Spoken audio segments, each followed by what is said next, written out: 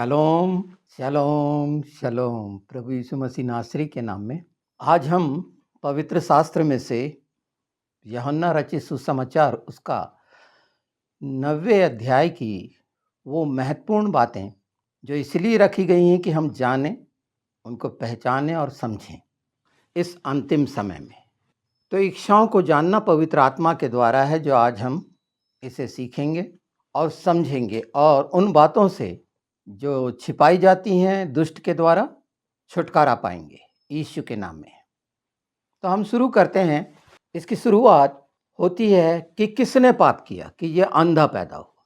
प्रभु यीशु से प्रश्न किया जाता है कि किसने पाप किया कि ये अंधा पैदा हुआ। प्रभु यीशु कहते हैं न इसके माता पिता ने न इसने, ये इसलिए हुआ कि परमेश्वर की महिमा हुई। तो निश्चित प्रश्न ये आएगा कि फिर क्या प्रभु यीशु उन्हें उद्धार पाया हुआ ठहरा रहे हैं? क्योंकि अगर प्रभु यीशु ने बोल दिया, देखिए समझिए इसको, कि प्रभु यीशु वचन ने बोल दिया कि इसने भी पाप नहीं किया है और इसके माता पिता ने भी नहीं किया, तो छुटकारा है। क्योंकि परमेश्वर ने आदि से ये योजना रखी कि आज के समय उसका क्या महत्व है, कैसे जाने इसको। तो पहली चीज कि जैसे उस क्रूस पर डाकू के लिए कह दिया गया कि तू आज ही मेरे साथ स्वर्ग में होगा, तो यहाँ किंतु परंतु लेकिन जैसे शब्द नहीं लगते। जो कह दिया वो हो गया। हम अपने जीवन में इस अध्याय 9 को कैसे लेंगे, इन सारी बातों की जो गूढ़ रहस्य हैं छुटकारे के लिए, उद्धार के लिए, उसको हम जब जानेंगे समझेंगे तो निश्चित बहुत सी बातों से छुटकारा पाएंगे। जैसे ये पहली बात, मैं इसे पढ़ूंगा और आप भी ध्यान से, आपके पास भी बाइबल है, पढ़िए और सुनिए भी कि ये कितना महत्वपूर्ण अंश है जो बहुत सी बातों का रहस्य उद्घाटन करेगा। उसके चेलों ने उससे पूछा, हे रब्बी, किसने पाप किया था कि यह अंधा जन्मा, इस मनुष्य ने या इसके माता पिता ने? यीशु ने उत्तर दिया, ना तो इसने पाप किया था ना इसके माता पिता ने, परंतु यह इसलिए प्रकट हुआ कि परमेश्वर के काम उसमें प्रकट हों। परमेश्वर के काम जिसमें प्रकट हों, और वो प्रकट हुए। अगर आगे हम अच्छे से इसको समझदारी से समझें तो प्रकट हुए, क्योंकि पूरी गवाहियाँ हुई, परमेश्वर की महिमा हुई और रुकावट डालों ने रुकावट डाले। आज जब चंगाइयाँ होती हैं, क्यों खुलेआम नहीं कह पाते? जो अविश्वासी भी चंगे होते हैं, आते हैं, तो जब वो चंगे होते हैं लोगों के सामने क्यों नहीं कह पाते? वही फरीसी वाला डर। ये भी समझ लीजिए कि जो इस तरह के हैं वो उसकी महिमा के कारण नहीं है। परमेश्वर ने उनको महिमा का कारण बनाया, परमेश्वर के काम प्रकट करने का कारण बनाया, पर वो विश्वासघाती निकले। प्रभु यीशु पर विश्वास करके चंगे होने के लिए आए। मैं अविश्वासी की बात भी नहीं कर रहा हूँ, मैं विश्वासियों की, मसीहों की भी बात कर रहा हूँ। जो भजन संहिता 119 158 में कहा गया है, विश्वासघाती कितना खतरनाक, कितना गंदा, कितना घिनौना शब्द है जो मनुष्य अपने जीवन में ले लेता है प्रभु यीशु के विरोध में होकर। सोचिए कि जब वो झूठ और चालाकी और शरीर के तमाम मन की बुराइयों के कामों में लिप्त होता है और प्रभु यीशु का कहलाता है, वो विश्वासघाती कितना घिनौना है। विश्वासघाती शब्द कितना घिनौना है, कोई भी पसंद नहीं करता। कोई भी चाहे वो खुद भी विश्वासघाती हो तो भी वो किसी विश्वासघाती को पसंद नहीं करेगा। तो काम प्रकट करने को रोकने वाले ये विश्वासघाती, जो खुलेआम गैर मसीहों के बीच में, जो परमेश्वर ने बड़े बड़े काम उनके जीवन में करे हैं और पाप से छुटकारा दिया, पर उन्होंने अपने मुंह बंद कर लिए, आंख बंद कर ली, कान बंद कर लिए। अंधे, ये देखना कि अंधा, बाइबल में अंधों का बहुत स्पष्ट है कि बार बार अंधों का क्यों देखने क्यों लगें। तो हम इसमें बहुत सी बातें हैं, हम धीरे धीरे लेके चलेंगे, पर ये बात पहले से ध्यान में रख लीजिए कि कौन हम में से कौन विश्वासघाती है, यहूदा कौन है। अगर हम इस बात पर ध्यान नहीं देते तो जिंदगी भर सुनने से कुछ भी नहीं। आप जानिए कि आपको रखा गया है कि परमेश्वर के काम आपके द्वारा प्रकट हों, आपकी कोई ना कोई गवाही होगी। और वो गवाही किस तरह से, इसमें उस सब बातों का विवरण है, पर उनमें से हम कुछ अंशों को देख रहे हैं। निश्चित एक समय पवित्र आत्मा पूरे दिखाएंगे, पर मुख्य हम आगे बढ़ते हैं। जिसने मुझे भेजा है, हमें उसके काम दिन ही दिन में करना अवश्य है। ये आज्ञा है कि दिन ही दिन में, तो ये दिन और रात, तो जैसे रात में प्रचार कार्य होता है, तो क्या ऐसा नहीं, दिन ही दिन में मतलब उजाले में करना जरूरी है, सरेआम करना जरूरी है, छिपके करना जरूरी नहीं है। मतलब छिपके काम अंधेरे के होते हैं, शैतान के होते हैं, दुष्टता के होते हैं, उसमें बहुत सारे छल कपट होते हैं।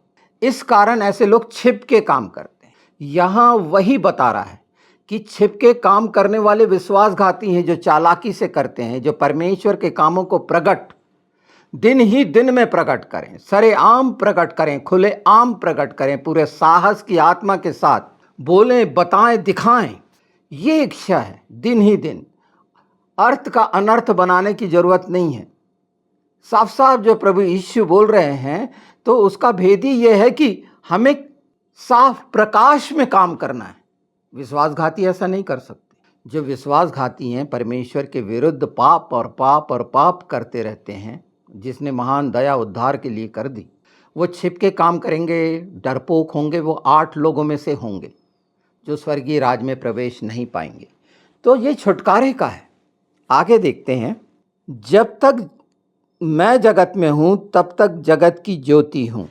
अब उन लोगों के लिए प्रभु यीशु जगत में नहीं है, वो स्वर्ग में है, जो विश्वासघाती हैं। तो उनके जीवन में ज्योति नहीं है। वो 7 आत्माओं का प्रकाश अपने जीवन में ना मांगे हैं, ना उन 7 आत्माओं के प्रकाश में आगे बढ़ना चाहते हैं। जरूर बोलते हैं कि तेरा वचन मेरे पाँव के लिए दीपक और मार्ग के लिए उजाला है, बिल्कुल बोलते हैं। पर उस आत्मा के प्रकाश से, उस अभिषेक के तेल से प्रकाश फैलाने वाले, उसके तमाम स्वभाव को, उसका प्रेम को प्रकट करने वाले, उसकी शक्ति को प्रकट करने वाले, उसके सौंदर्य को प्रकट करने वाले, की सारी संप्रभुता है उसकी नींव को जानना, पहचानना और प्रकट करने वाले जैसे प्रकाश में करेंगे, उसके विजय की घोषणा प्रकाश में की जाएगी। प्रकाश होगा तो सिर्फ मुंह से बोल देना, जिस चीज को बोल रहे हैं उसको मान के, इस बात को मान के कि वो क्या क्या है और क्या अधीनता में देखते हैं, तब हम कहते हैं तो प्रकाश में प्रकट करते हैं और अंधेरे का नाश करते हैं, वो हैं। और छुटकारा पाए हुए बाइबल कहती है ऐसा ही कहें। तो उसके लिए आवश्यक है कि क्या मांगे। तो जगत की ज्योति किनके लिए है? प्रभु कब तक जगत में है, ये उस व्यक्ति पर निर्भर करता है कि उसने अपने जीवन में प्रभु यीशु को रखा ही नहीं है, तो वो स्वर्ग ही में देखेगा महायाजक हो। जबकि प्रभु यीशु ने बोल दिए, मैं और पिता तुम में होंगे। ये बातें कब? जब हम आत्मा के प्रकाश में होंगे, आत्मा के द्वारा चलेंगे फिरेंगे और ये मांगेंगे तब। अगर हम नहीं जानते हैं तो इस देह को पवित्र आत्मा का मंदिर बनाने के लिए वो तभी बनेगा जब 7 आत्माओं का प्रकाश अर्थात यीशु के साथ वो हमारे जीवन में होगा। तो तमाम ज्ञान, बुद्धि, विवेक, समझ और बुद्धि और प्रवीणता और साहस और संयम, नम्रता और दीनता हमारे कामों से प्रकट होगी। कामों से प्रकट होने के लिए, महिमा के लिए है ये। कामों से प्रकट करने के लिए हम वो जो अंधे, बहरे, मरे हुए थे, कुछ भी नहीं था, जन्म से वो अंधे का बता रहा है, हम जन्म से पापी पैदा हुए और उसने हमारे पाप खत्म कर दी। और पाप खत्म हुए तो ये सब चीजें क्यों नहीं खत्म हुई? क्योंकि इन बातों की समझ से हमने आंखें बंद कर ली, कान बंद कर लिए और मन और शरीर की इच्छाओं के दास होकर वो काम करने लगे जो हमारे अनुरूप हों, जो सुहाने लगते हों, कम हों। पर परमेश्वर ने ऐसा कोई बोझ नहीं दिया। सहने से ज़्यादा कष्ट से वो इनकार करता है कि मैं तुम्हें इतना कष्ट नहीं दूंगा। पर जब तक हम कष्ट नहीं जानेंगे, एक अंधा जो उतने साल जवान होते हुए, बाइबल में कहा है उसके माँ बाप ने कहा कि ये सियाना है, इसी से पूछो, तो उतने सालों के दरमियान उसने क्या भुगता। निश्चित हमारे जीवन में भी जो चीज़ें आ रही हैं तो वो हमें निखारने के लिए आ रही हैं। अगर हम दुष्टता के साथ हैं तो नकारात्मक होंगे और दोष लगाने और निंदा करने वाले बन जाएंगे और बुराई करने वाले। इसी बात को ये इतने खूबसूरत हैं कि एक नया होना, नए होने के लिए और उसकी सामर्थ को प्रकट करने के लिए उसने आपको चुना है। आप मसीही इसलिए कहलाते हैं, जहाँ बहुत अधिकार से आप अपने आप को याजकों का समाज और अधिकारी बोलते हैं। अब आगे बढ़ते हैं थोड़ा सा। यह कहकर उसने भूमि पे थूका और उस थूक से मिट्टी सानी और वह मिट्टी उस अंधे की आंख पर लगाकर उससे कहा, जा सिलो के कुंड में धो ले। सिलो का अर्थ भेजा हुआ है। उसने जाकर धोया और देखता हुआ लौट आया। प्रभु यीशु ने घोषणा करी उन लोगों के लिए। क्या देखते हैं जो आज देख रहे हैं कि वाकई में यीशु है तो जगत की ज्योति है। यीशु ने कहा, जब तक मैं जगत में हूँ, फिर मैं एक बार पढ़ देता हूँ क्योंकि ये बहुत ध्यान देने की बात है। जब तक मैं जगत में हूँ तब तक जगत की ज्योति हूँ।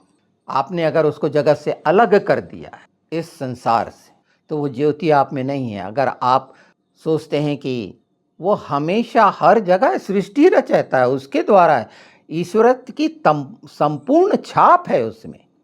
ये वचन कह रहा है, ये मेरे वचन नहीं है, ये वो पवित्र आत्मा जो के द्वारा जो आप सुन रहे हैं। अब इसमें थूका, प्रभु यीशु ने मिट्टी में थूका। और मिट्टी में थूकना क्या है? मिट्टी में प्रभु यीशु थूक रहे हैं। कोई भी अपने ऊपर थुकवाना पसंद नहीं करेगा। इस विषय पे मैंने एक बार वीडियो करा, ध्यान नहीं दिया गया, पर यह बहुत महत्वपूर्ण है कि हम मिट्टी मात्र हैं और वो भी पापी, जो मिट्टी में मिल जाना है। रूपांतरण तो तब है कि परमेश्वर ने मिट्टी से ही मनुष्य की रचना की। और आप थूक शब्द को और पानी शब्द को पवित्र शास्त्र के अनुसार अलग अलग नहीं ले सकते, क्योंकि उस पवित्र का थूक अति पवित्र, उसकी तमाम बातें जो करके दिखा रहा है, ये प्रमाणित कर रहा है कि मैंने ही आदम की रचना की। थूक से उसने वो आंख बनाकर उसकी आंख बना दी। वो मिट्टी का जो गोल बनाया होगा उसको लगाकर कि वो आंख बन जाए, निश्चित यीशु ने यही चाहा होगा और वो देखने लगा। जन्म से अंधा था, मतलब आंखें ही नहीं थी। वो देखता हुआ वापस, हम भेजे गए ना, सिलो में भेजा गया। सिलो वो जगह थी जहां पर वाचा का संदूक रखा गया था ना, एफ्राइम में वो जगह है। और इसका मतलब शांति की जगह भी है। और अगर इसकी महत्ता को जो अभी आप सुन रहे हैं और नकार देते हैं, तो ये मानिए कि आपने सच्चा प्रायश्चित भी नहीं किया, अपने आप को पापी भी नहीं माना। जो अपने आप को बड़ा शुद्ध, पवित्र और बड़ा साफ सुथरा समझता है, वो अपने ऊपर कोई भी चीज थुकवाना नहीं चाहेगा। इस बात को जान लीजिए, समझ लीजिए कि अगर वो सारी चीजें, अगर हम बहुत इत्मीनान से, शांति से इसको समझें और चाहते हैं कि छुटकारा पाएं और उसके कामों को प्रकट करने वाले बने और विश्वासघातियों की श्रेणी में ना आए, तो वो नया करना। अगर हमारे जन्म से कोई भी ऐसी चीजें हैं जैसे कि पाप, शरीर की आंखों से देखना, सुनना और बोलना एक अलग बात है, और आत्मा के चलाए चलकर देखना, सुनना और बोलना अलग बात है। ये भेद पवित्र आत्मा प्रकट कर रहे हैं कि वो सर्वशक्तिमान परमेश्वर है, मिट्टी से कोई कुछ नहीं बना सकता। इसका प्रमाण आप देख सकते हैं। जब 10 विपत्ति मिस्र में आई तो मिट्टी से जुआ बनाना जादूगर नहीं कर सके, नहीं बना सकते मिट्टी से जीवन। इस अद्भुत हिस्से को हमारे जीवन में तब हम देखने और सुनने वाले बनेंगे कि प्रभु यीशु के थूक को भी समझें, उसका महत्व, उसके थूक को भी वो पापी समझ सकता है। जिसने अपने पापों को मान लिया है, वो तो चाहेगा कि मैं तमाम अस्तित्व में थुकवा लूं अपने, कि मैं जीवन पालूं। क्यों किसी इंसान के द्वारा उद्धार कहीं नहीं है यीशु के नाम के अलावा? क्यों भरोसा किसी इंसान के द्वारा? परमेश्वर ने हर एक को रखा है कि उसके काम प्रकट हों परमेश्वर की महिमा के लिए। परमेश्वर के काम प्रकट हों लिखा है। निश्चित हम में से परमेश्वर के काम प्रकट होंगे यीशु के नाम में पवित्र आत्मा की मदद से। और वो सब कि अगर हम मानते हैं कि वो हमारे साथ है, जगत में है, जैसे हम हैं वैसे वो है और वो हमारे साथ रह रहा है। इस बात पर विश्वास करके आगे चलते हैं थोड़ा। ये ऐसी कठिन नहीं है। हो सकता है कि इस थूक के विषय में कुछ तकलीफ हो रही हो। हमें ये जान लेना चाहिए अच्छे से कि प्रभु यीशु मसीह नासरी पवित्र है। और पवित्र है इसका मतलब बहुत साफ साफ है, वो आत्मा है और शुद्ध अशुद्ध का पवित्रता से कोई मेल नहीं। जो पवित्र मांस से, इस पर मैंने वीडियो किया है, उसके डिस्क्रिप्शन में बहुत सा पूरा रेफरेंस दिया है, पर इसमें मैं लगा दे रहा हूँ, इसमें जोड़ दे रहा हूँ। और उसमें मुख्य बात ये थी कि जब प्रभु यीशु ने कहा अपने मांस और लहू को खिलाने और पिलाने के बारे में, तो बहुत से लोगों ने छोड़ के चले गया। बाइबल गवाह है। जबकि लेविटिकस 6 में अगर हम देखें 23-24, तो याजक जो होता था पाप बलि के लिए जो बलिदान होता था वो स्वयं खाता था। तो कहाँ खाता था? भवन में। वो किसी दूसरे के लिए नहीं होता था, याजक के लिए होता था। इसका इतना साधारण मतलब समझते हैं। अगर हम अपने आप को याजक समझते हैं, फिर मैं कह रहा हूं कि ये पहले से था। और प्रभु यीशु का जो मृत्यु और बलिदान ये दिखाता है पुनरुत्थान को, कि हम उसके साथ सहभागी होते हैं, अर्थात उस मंदिर में होते हैं। अर्थात प्रभु यीशु वो भवन और मंदिर होता है। हमारे ध्यान में जो सांसारिकता की मानसिकता है, पहला कुरिन्थी देख लीजिए आप। पहला कुरिन्थी 11 में 24 में बोला गया है, ये मेरी देह तुम्हारे लिए तोड़ी जाती है। शरीर रोटी दे रहे हैं। ये 23-24 जो प्रभु भोज के विषय में है, देखिए उसमें। और धन्यवाद करके उसे तोड़ी और कहा, ये मेरी देह है, तुम्हारे लिए है, मेरे स्मरण के लिए किया करो। और लहू का कटोरा वो भी दिया। आज हम जो प्रभु भोज लेते हैं, क्या ये सच्चाइयाँ जो बाइबल में शुरू से है, मैं लेविटिकस से बता दिया, कहीं से अलग नहीं, प्रभु यीशु ने उसको अपने ऊपर पूरा किया। अगर हम गिनती देखते हैं तो ये शुद्धता अशुद्धता का गिनती में बहुत अच्छा है। गिनती की किताब का 19वां अध्याय 11 से 13 पढ़िए। इसमें शुद्धता अशुद्धता के बारे में दिया गया। मैंने उस वीडियो को कवर किया है इस मामले में, पर इसमें मैं ऐड कर देना चाहता हूं ये रेफरेंसेस, कि उन सच्चाइयों को जाने कि प्रभु यीशु का थूक कर मट्टी को मिलाना, प्रभु यीशु का थूकना हो, फूकना हो, छूना हो, अपने आप में अलौकिक है, साधारण नहीं है। उनके प्रत्येक काम अद्भुत हैं, इसीलिए वो अद्भुत युक्ति करने वाला शांति का राजकुमार है। और मैंने एक बात समझाने की कोशिश करी है कि जब तक इंसान अपने आप को पापी नहीं मान लेता, वो ऐसे शब्दों से परहेज करेगा। जो अपने आप को पवित्र मानता है वो नहीं चाहेगा, क्योंकि उसकी मानसिकता है। और जबकि ठीक इसके उलट है सब बातें। तो इस बात को ध्यान में रखते हुए ही इस बात को समझें जो इस अध्याय में कही गई है।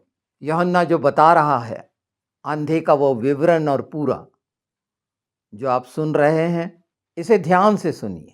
ये आत्मिक उन्नति के लिए और बहुत सारी दुविधाओं को खत्म करने का कारण बनेगा। और शंका संदेह से दूर हटकर वचन जो पवित्र है, जो यीशु पवित्र है और हर बात उसकी पवित्र है, अगर हम सोचते हैं तो सचमुच में परमेश्वर के लिए, उसके राज्य के लिए कार्य करने वाले बन जाएंगे। अपने आप को परमेश्वर जैसे चाहता है प्रकट करने वाले बन जाए। ये कोई बड़ी वो भी नहीं है। हाँ, इनकार करना, ग्रहण नहीं करना, अनर्थ समझना एक अलग बात है, और लोगों पर विश्वास करके अपनी शक्ति पर विश्वास करना उनके लिए बिल्कुल अलग बात है। लिखा है जब वो वापस आया, ये भीख मांगने वाला था, तो कन्फ्यूज़न हुआ बहुत सारा। 11वां सुनिए। उसने उत्तर दिया, यीशु नामक एक व्यक्ति ने मिट्टी सानी और मेरी आंख पर लगाकर मुझसे कहा, सिलो में जाकर धो ले। अतः मैं गया और धोया और देखने लगा। उन्होंने उससे पूछा, वो कहाँ है? उसने कहा, मैं नहीं जानता। सब अपना बता सकते हैं, अपने जीवन में ये अनुभव लें। आप जाने कि कहाँ है, वो जगत में है। फरीसियों के लिए वो जगत में नहीं है, विश्वासघातियों के लिए जगत में नहीं है। वो निकुलियों शिक्षा और आज की बहकाने वाली, भ्रमित करने वाली शिक्षाओं में, जहाँ मनुष्य को सर्वोपरि दिखाने की कोशिश की जाती है और लोक लुभावने सपने दिखाकर उनको भ्रमित किया जाता है, और मनुष्य भी अपने स्वभाव के, जो मन का स्वभाव है, उसके अंतर्गत अपनी तमाम कोशिशें करता है, बहुत ज़्यादा करता है कि मैं ऐसा कर लूँ। अभी जैसे मैंने प्रकाश लेने की बात करी, वो सातों प्रकाश, वो मेनोरा का, तो कल्पना में मेनोरा को अपने अंदर लेने लगेंगे, देखने लगेंगे। अरे स्वर्ग से मिलेगा, वहाँ से तेल मिलेगा, वहाँ से आप अभी जुड़े हुए हैं। आप अगर अलग हैं स्वर्ग से, तो फिर कोशिश करेंगे कि मैं वहाँ पर जुड़ जाऊँ। अपनी प्रार्थना में लगातार बिल्कुल करिए, खूब उपवास करिए, पर सच ये है कि उसकी इच्छा के अनुसार होता है। और सबसे बड़ी बात है कि उसने हमें चुन लिया है कि परमेश्वर के काम प्रकट हों, और वो जो आज जो भी घटित हो रहा है, अगर उसको सकारात्मक दृष्टि से देखकर, इस सच्चाई को जानकर इच्छा रखेंगे, तो प्रकाशित होंगे यीशु के नाम में। क्योंकि उसने कहा है, यही कहा है ना, जब तक जगत में हूँ जगत की ज्योति स्वर्ग से आई हुई थी, पर हमने माना क्या कि वो जगत की ज्योति है हमारे लिए। बोलने से नहीं होगा कि वो जगत की ज्योति है, नहीं, मेरे लिए वो है क्या। और वो जो ज्योति तुम्हें मिली है तभी मिलेगी वो, जब हम मानेंगे कि वो ज्योति मेरे जीवन में है। और सचमुच में ज्योति के काम, जो प्रकाश के काम है, अगर आपके द्वारा प्रकट हो रहे हैं, तो ये सच है, और वो पवित्र आत्मा के द्वारा। इससे किसी की सहमति की, किसी की सील की जरूरत नहीं, ये परमेश्वर ने सील लगा दी। ये अभिषेक के और आशीष के वचन इसीलिए कहे जा रहे हैं और सुने जा रहे हैं, क्योंकि ये वो आग के अभिषेक का समय है जिसमें ये सारे खुलासे जो आपको मिल रहे हैं। कितने अपने मन, प्राण, आत्मा, बुद्धि की सारी शक्ति से उसे धन्यवाद करना चाहिए कि हमने कुछ भी नहीं किया और हमने उद्धार पा लिया। अपने आंसुओं से उसके चरणों को धोना तो दूर की बात है। वो 7 दुष्ट आत्माओं से ग्रसित, 7 दुष्ट आत्माओं का मैंने बता दिया है। यहाँ 7 परमेश्वर की आत्मा का बता रहा हूँ। और वो प्रकाश और वो आग, जिसमें आपको प्रेम भी मिलेगा, शक्ति मिलेगी, उसके द्वारा उसका काम हो। आप शक्तिशाली नहीं होंगे, आप प्रेम करने वाले भी नहीं हो सकते, आप विश्वासी भी नहीं हो सकते। उसकी उपस्थिति के कारण हमारी आत्मा उस योग्य होती है। शरीर को भ्रम है, जो हम देखते हैं भावनात्मक तरीके से। एक इंसान बड़ा नम्र और दीन बनता है और दूसरे ही क्षण वो क्रोध से भर जाता है। ये स्वाभाविक है। संसार के तमाम लोग, तमाम, मैं किसी को नहीं, उसमें सिर्फ यीशु ही एक ऐसा है जो एक परफेक्ट मनुष्य है, लेलिन वाइट। और हम बाइबल में, उसके गॉस्पल में, सुसमाचार में ये जानते हैं कि वो निर्दोष और निष्कलंक है। जब हम इच्छाएं रखेंगे तो मांगना क्या है, पवित्र आत्मा ये सिखा रहे हैं। जानना क्या है, समझना क्या है और करना क्या है, जो आत्मा कराएगा। वो पहले से बता दिया गया है, अपनी योजनाओं के अनुसार नहीं। आपके द्वारा परमेश्वर के काम प्रकट होना ही है। हाँ, आपने रोका हुआ है एक अलग बात, जो रोके हुए हैं निश्चित, क्योंकि विश्वासघात एक ऐसा हिस्सा है जो अलग कर देता है।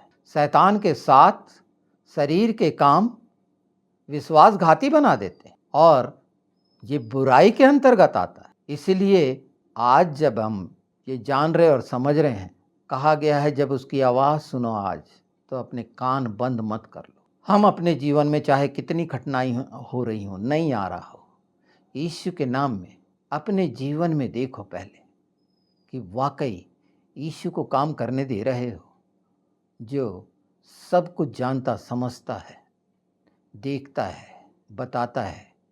और उसका वचन आज जो हम अध्याय 9 में देखे हैं, वो इस बात की पूरी पूरी प्रामाणिकता है कि आप साफ साफ देखने वाले बन जाएं। जब अंधे होते हैं तो भिखमंगे होते हैं, वो लिखा है। ये तो बैठ के भीख मांगता था। जो जिसकी आंख नहीं खुली वो अंधा है और वो भीख ही मांगेगा, हमेशा भीख मांगेगा, क्योंकि उसे तो पता भी नहीं कि क्या मिल रहा है। जब आंख खुलेगी देखेगा कि स्वर्गीय स्थानों से वो तमाम आशीषें और अनुग्रह सब प्रकार का मिल रहा है उसकी धार्मिकता में होने के कारण। तो धार्मिकता में होना मतलब आंख का खुलना चाहिए। अगर हम बोलते हैं कि हम उसकी धार्मिकता में हैं, तो अंधे बहरे लंगड़े लूले गूंगे क्यों हैं? तो इच्छा पैदा हो गई कि परमेश्वर के काम प्रकट मेरे जीवन के द्वारा हों, तो कौन रोक सकता है? वचन की सच्चाई पूरी होनी है, हर जगह पूरी हुई है और उसे कोई नहीं रोक सकता। इसमें कोई भी प्रतिबंध नहीं है। प्रभु यीशु ने जगत के लिए अपना प्राण दिया, प्रत्येक मनुष्य के लिए, वो मसीही हो गैर मसीही हो। जिस क्षण वो विश्वास इस सच्चाई के साथ लाएगा और अपने जीवन में ग्रहण करेगा, वो प्रकाशमान होगा और यशायाह 60 के अनुसार परमेश्वर का सूर्य उसके जीवन में उदय होगा। कोई नहीं रख सकता। ये आमीन है। चलते चलते हम यशायाह 50 को भी देखेंगे क्या और उसे समझेंगे क्या? पर निश्चित मैं चाहता हूं कि उसे देखें और समझें कि कैसे बिक गए, कैसे बिक गए, कौन कौन बिक गए। प्रश्न हो रहा है, परमेश्वर कर रहे हैं। अब 50:1 तुम्हारी माता का त्याग पत्र कहाँ है, जिसे मैंने उसे त्यागते समय दिया था? प्रश्न चिन्ह लगा है। त्याग पत्र दिखाओ। या मैंने किस व्यापारी के हाथ तुम्हें बेचा था? दिखाओ, परमेश्वर ने ऐसा किया था क्या? यहोवा यूं कहता है, सुनो, तुम अपने ही अधर्म के कामों के कारण बिक गए और तुम्हारे ही अपराधों के कारण तुम्हारी माता छोड़ दी गई। माता के विषय में ये अध्याय इतना खूबसूरत बताता है। माता से वंचित होने वाले, सांसारिकता में माँ का महत्व हम जानते हैं, और बिकने वालों के लिए जो निंदा करते हैं, बुराई करते हैं कि परमेश्वर ने हमें छोड़ दिया, किस बात में कहते हैं? त्याग पत्र दिखाओ बोलता है। होता ना डाइवर्स का, कि कब इस बात को ध्यान में रख लें हम कि परमेश्वर के वचन को दोषी न ठहराएं। कुड़कुड़ाने वाले, बड़बड़ाने वाले बनने ना, अपने जीवन में जगत की ज्योति को बने रहने दें। वो है तो आपके जीवनों के द्वारा प्रकाश के काम, धर्म के काम, और वो प्रेम सहित पूरे फलों के साथ प्रकट हों। उसे कोई नहीं रोक सकता। संकल्प लेना, दृढ़ होना, स्वीकारना, ग्रहण करना, ये हम सब के लिए स्वतंत्र किया गया है और चाहता है कि वो बहुतायत का जीवन और जयवंत जीवन हम में से प्रत्येक मसीह का हो। और ये मसीह प्रकाश की तरह उद्धार दिया है ना। मैं पढ़ देता हूँ उसे, जैसे 62। ये तो हमेशा याद रहने, गांठ बांध लेना चाहिए अपने हाथ में, बाजूबंद। सियोन के निमित्त मैं चुप न रहूंगा और यरूशलेम के निमित्त मैं चैन न लूंगा, जब तक कि उसकी धार्मिकता का प्रकाश के समान और उसकी उद्धार जलती हुई मसाल के समान दिखाई ना दे। यही वो बात है। चमक को बोला गया, उसकी चमक को, नागा। ये अगर स्ट्रॉन्ग नंबर हम इसका देखेंगे तो 50-51 है। नागा, नून, जाइन और हे। नून मैंने बता दिया है कि वो बीज, पवित्र आत्मा अंधेरे से अलग कर देगा, अंधेपन से अलग कर देगा। ये प्रकट करने वाले बन जाएंगे। उसके साथ हे है, अनुग्रह। और जब भी अनुग्रह, क्योंकि अनुग्रह के कारण प्रभु यीशु हुए हैं, अनुग्रह जिस नाम में जुड़ा, अब्राहम, सारा और ये सारे, तो बदल गया। और इसी तरह वचन बदल देता है, नया कर देता है। जब हम उसे ग्रहण कर लेंगे और मांगना सीख जाएंगे तो अंधे भिखारी जैसे नहीं होंगे, बल्कि लौट कर उसके कामों को प्रकट करने वाले बन। यही इच्छा रखना चाहिए कि उद्धार जलती हुई मशाल की तरह हमारे द्वारा परमेश्वर चाहता है कि सचमुच हम उद्धार पाए।